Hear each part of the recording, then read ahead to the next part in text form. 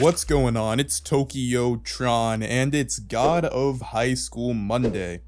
In today's video, I'm gonna take a look at the 5 best fights in God of Highschool and rate them based on art, choreography, and story. Just as a heads up, this is only gonna be fights from the first 112 chapters of the story or the 13 episodes in the anime. And there will also be some fights that were in the Webtoon that were cut or significantly modified in the anime. But the general point is that all of you anime onlys can watch this without any spoilers. So let's get into number 5, which is Judge Q and Judge P versus Saturn, Exley, and Drake. And for this fight, I'm actually going to be using the fight from the anime for this one since I just prefer it to how it played out in the webtoon. The first really important thing in this fight is its story importance, which obviously can't be overlooked. So this fight takes place in episode 7 of the anime, right when the national tournament starts. So the fight pretty much serves as our first real introduction to Chariok and what it can do. This was also the first major fight between semi-top tiers at this point in the story, and we also got to see Chariok in action for the first time.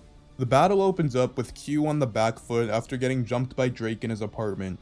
But unfortunately for Drake, Judge Q's limiter comes off and he's able to use his Joker Chariok at full power. And from that point on, things start looking really bad for Drake, but Exley and Saturn come in and the fight really starts to pop off. So now we have Q in a 1v2 situation against the pair. And then another pretty cool thing is the synergy between Exley and Saturn on their arrival.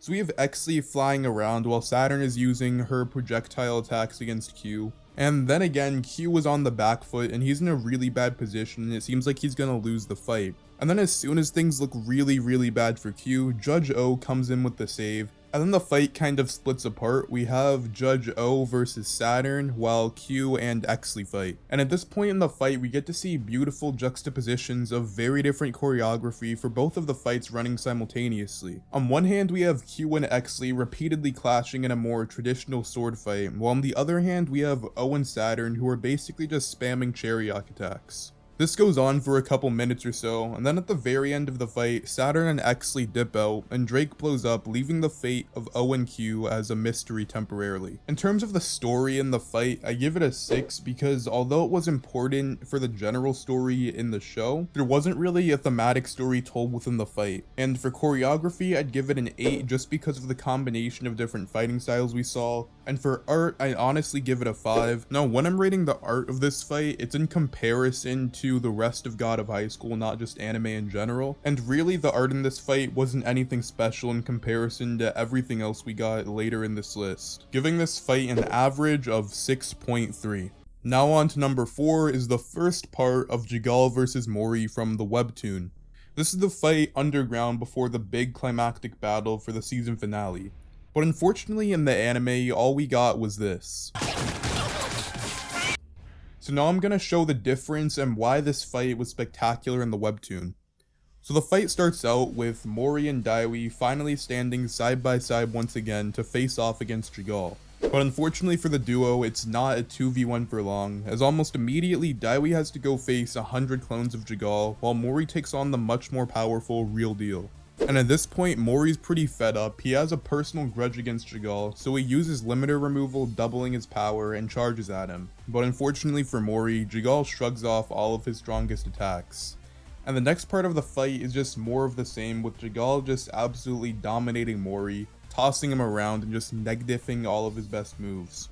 And then all of the dynamics in the fight take a turn for the better for the viewers, but a turn for the worse for Mori once the key comes out of his pocket. It changed from a fight of Mori just trying to get a strong attack in, to a fight based on Mori's endurance, resolve, and determination. As soon as the key left his pocket, Mori was immediately able to grab it, but this just seemingly made Jagal even more angry. And now Jagal started using even more of his power. And even though Jagal was getting stronger and hitting harder than he had in the past, Mori still refused to let go of the key. So we see Mori just desperately trying to hold on to the key as he's getting bloodied and kicked around and even stabbed. But no matter how much damage he took, he just refused to give up and concede and give the key to Jagal. At this point, Mori was basically just content with barely holding on, and then Jagal made the biggest mistake. He messed with the main character's friends. Now if you've watched anime or read almost any manga, You know, normally the MC can go through a lot of punishment, but once you mess with his friends, that's where he starts getting serious, and that's what happened with Mori here. Chagall tries to kill Daiwei, but as soon as Jagal attempts to eat Daiwei, Mori blitzes past him and rescues him. And after what Jagal did, Mori is no longer content with just surviving and holding onto the key, he wants to absolutely destroy him. So he uses limiter removal ×8 and his no pain Bongchim style. And then we get some absolutely stunning panels of just Mori going in on Jagal. And it really seems like Jagal doesn't stand a chance, but in reality, Jagal's been regenerating for the most part the whole time, while getting small counterattacks on Mori, which really start to add up. And now as readers, we're put in a really desperate situation with Mori, because he's really using all of his strongest attacks, doing a lot of damage. Jagal's just getting so many counterattacks in, and it really seems almost impossible for Mori to win. And then when everything looks really bad for Mori, we get the best part of the fight where he starts to fight for his friends. So Mori steals the attacks of all of his friends, or I guess in this case borrows them to honor them. So first he uses the high fist of the black turtle and he screams that it's for Daiwei. And then he uses moonlight bare hand style and screams that it's for Mira. Then practical tachyon low kick for Sungha and Sungya, ending with a super powerful unnamed attack for Ilpio. And with this last attack, he's able to put Jagal out for now. And with this last attack, he's finally able to put Jagal down for now. And then we get another beautiful panel of Mori just bruised and beaten after beating Jagal, and after all of the pain, he passes out. The art for this fight, I would have to give an 8.5. It was just so amazing, and the story overall, I would give a 9.5. The choreography was also great, but I give it a 7, just because the actual choreography wasn't anything special in comparison to a lot of the other fights, so overall, this battle was an 8.3. Coming in at number 3 is the big fight with Mujin and Haoyang versus Mandiak. Now, if you watch this fight, you already know why it's here. Everything from Haoyang's entrance in this battle and onwards is just pure perfection. The music and sound design were so flawlessly executed in this battle, and since I don't have a specific category for that, I'll just throw it in with art. So for the art for this fight, I have to give it a solid 9.5 out of 10. And it wasn't just that, the choreography was also amazing. With the dancing to Haoyang's attacks and the Homeless Society, everything's just on beat with the OST. So I have to give the choreography a 9.5 out of 10. Unfortunately for this fight, it had all of the aspects for a great final battle, besides stakes, and besides being a final battle. While I did love the choreography and art and music and just everything in this fight, I think it would have much better served if this was a fight we got in episode 13, for example. It could have been great to see Mori, Mira, Daiwei, and Ilpio going against Jagal, while this fight with Haoyang and Mandiak and Mujin was happening at the same time, or maybe at the beginning of the episode. And with the end of the fight, it really just seemed like Haoyang and Mujin were just barely able to hold off Mandiak, and they really gained nothing from it. It was really cool, it was epic, it was great, but nothing came out of the fight, and it was also rushed because I'm pretty sure the whole fight was only like 5 minutes in total. So overall, even though most of the fight was spectacular, I have to give the story a 6, giving it an average of 8.3, tying with the fight before it.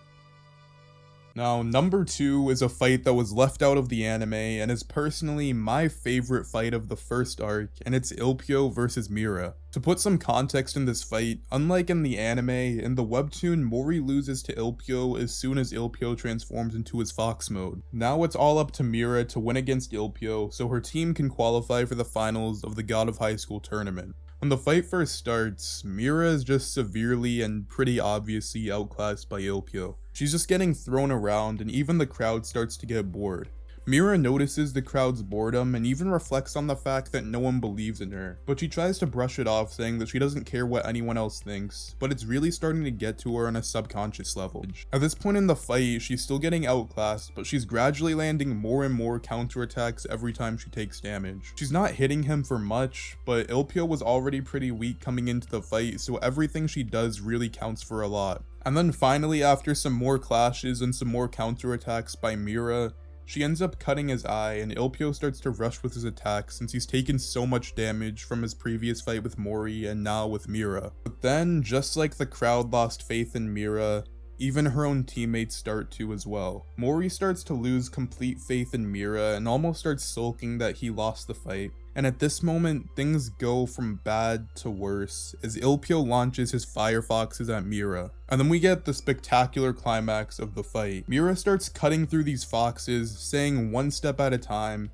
Then she finally arrives at Ilpio after building up the courage, saying that she can finally do this. And she's cut off by the cold reality of Ilpio staring down at her, saying that she in fact can never beat him. And it really looks like everything that Mira had done was all for nothing and everything was over for Mira. But suddenly, with one final push of encouragement from Daiwei and Mori, and her sword finally accepting her, she's able to beat Ilpio with one last slash. This fight was just so good in so many ways, and like I said, it's my favorite fight in the first arc of the story. For art, I'd give it a 9, and same with choreography. But the story told in this fight is unrivaled in God of Highschool, and it's the only 10 in storytelling on this list. So overall, its average is a 9.3. Also, if you haven't read the webtoon, go read this fight. It goes on from chapter 85 to chapter 88.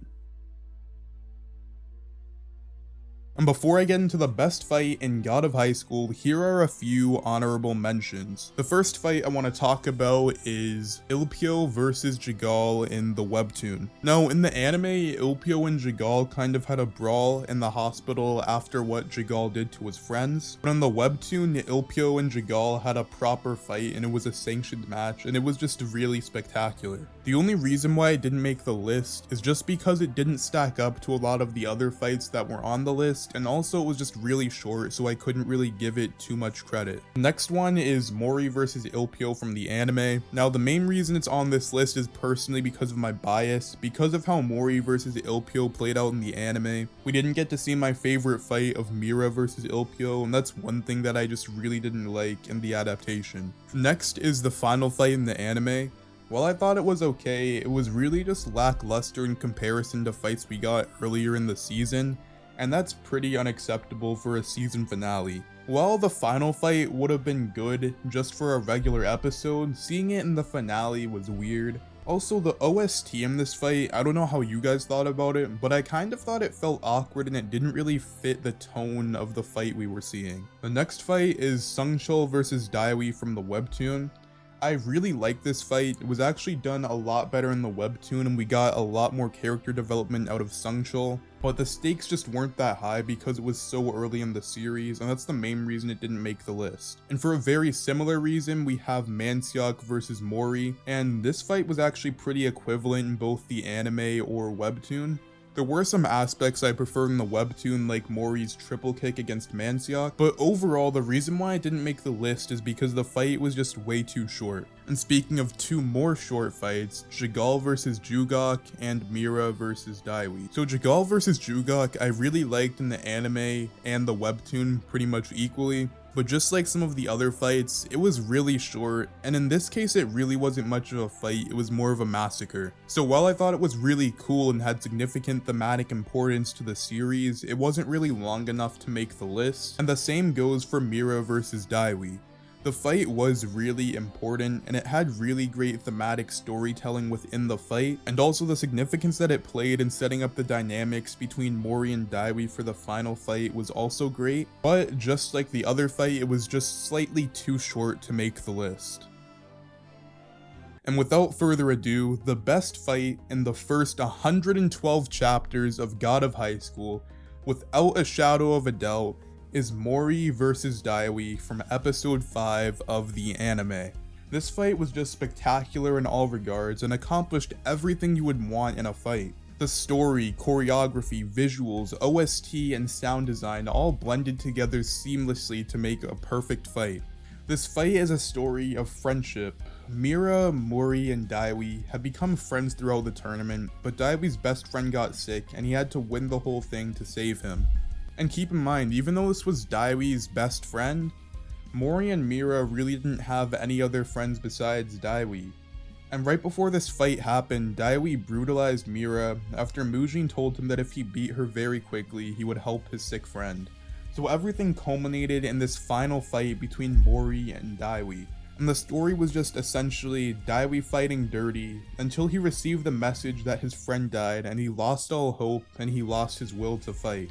And then when Daiwei's at his worst, the friends that he once betrayed came and inspired him to really figure out what he wants to do with himself, and he regained the will to fight and finished and had a great match with Mori. And besides just this storytelling, the beautiful watercolor style animation and the fight choreography was just stellar. So I'd give the art/OST a 10 obviously, along with the choreography.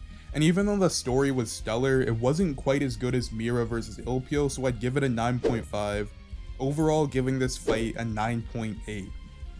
And that's my list for the top 5 fights in God of Highschool. Tell me what your favorite fight was in the comment section below. If you liked the video, drop a like, and to stay up to date with all my future content, make sure to subscribe.